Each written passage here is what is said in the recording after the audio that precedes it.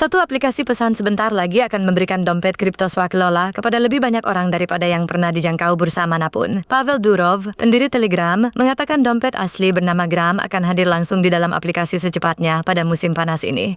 Fitur ini akan membuat lebih dari 1 miliar pengguna menyimpan kunci pribadi mereka sendiri tepat di tempat mereka biasa mengobrol, tanpa unduhan terpisah dan tanpa peruhunan pusat di tengahnya.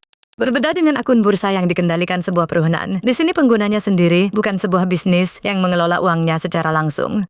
Durov juga menjanjikan transaksi tanpa biaya, dan para analis di The Block menyebutnya sebagai peluncuran dompet non-kustodial terbesar dalam sejarah manusia. Telegram sejak lama dipandang sebagai salah satu dari sedikit gerbang yang cukup besar untuk menarik audiens yang benar-benar umum ke dunia kripto.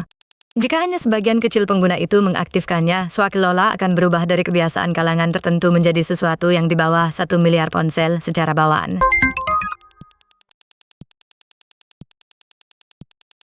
Sebuah institusi berusia 300 tahun baru saja berkedip, dan alasannya adalah kripto. Bursa Efek London sedang menyiapkan tempat perdagangan malam yang benar-benar baru, bernama LSI 24, yang membuat pasar tetap buka hampir sepanjang waktu.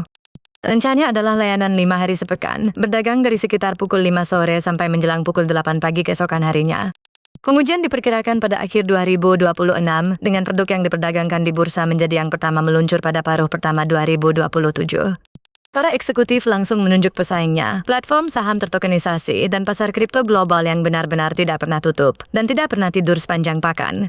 Bursa tradisional mempertahankan jam siang yang hampir sama selama beberapa generasi, sehingga meregang jauh ke malam hari adalah pergeseran nyata dari cara pusat keuangan London selama ini bekerja. Selama bertahun-tahun kripto diminta untuk dewasa dan berlaku seperti Wall Street. Kini justru Wall Street sendiri yang perlahan mulai berlaku seperti dunia kripto.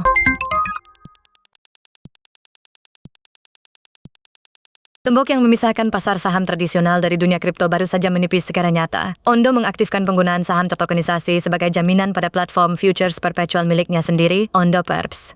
Futures perpetual adalah taruhan berleverage atas ke arah mana sebuah harga akan bergerak berikutnya, dan setiap posisi yang terbuka harus ditopang oleh semacam jaminan di belakangnya. Kini para trader bisa menyetor Spion, versi tertokenisasi dari indeks S&P 500, dan QQQON, versi tertokenisasi dari indeks Nasdaq 100, untuk menopang posisi-posisi tersebut. Sederhananya, sepotong dari 2 indeks saham terbesar di Amerika Serikat kini bisa duduk sebagai margin di balik sebuah perdagangan kripto berleverage yang sepenuhnya berjalan di blockchain. Untuk saat ini, Ondo tetap berhati-hati membatasi masing-masing dari kedua aset itu pada plafon awal $100.000 untuk setiap posisi. Meski begitu, ini menjadi satu tanda lagi bahwa aset dunia nyata yang tertokenisasi bergerak dari sekadar presentasi menuju bagian inti operasional harian perdagangan kripto. Subscribe sekarang